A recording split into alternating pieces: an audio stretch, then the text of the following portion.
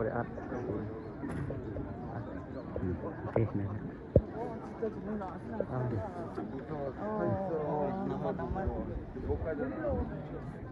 สุดยอด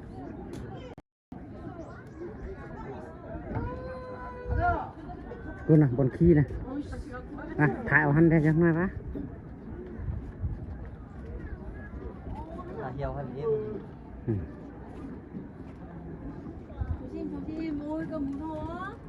ช่วยมากเช้าช่วยมาก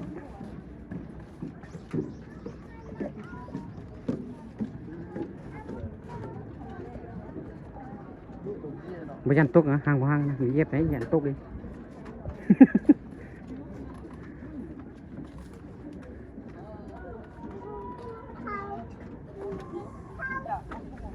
ยันได้ยันได้เข้ากองเล่น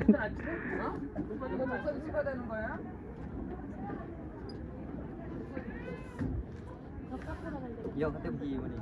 โอเคสุดยอดเลยหัวหน้าเฮารอมากๆ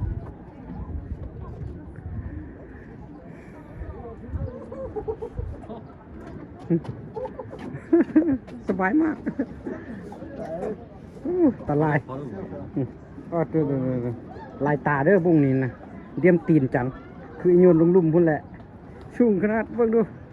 เจ็บกลแล้วนะ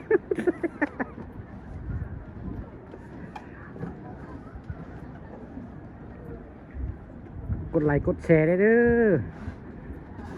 ยกให้มือกองได้เด้อแต่เซ็ตบอลเซ็ตเกือบอย่างดีนี่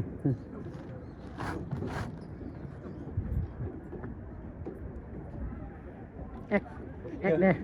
สายจังนิ่มแอกเด้ลูก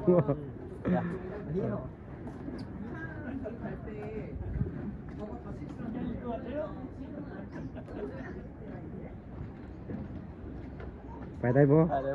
ไปได้ย่างไปนั่นซื่อๆเลยนะ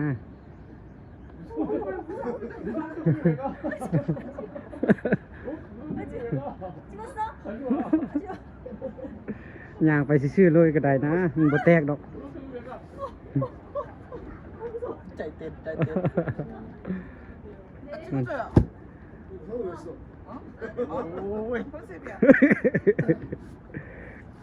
เอาเข้าเด้อ잠깐만요.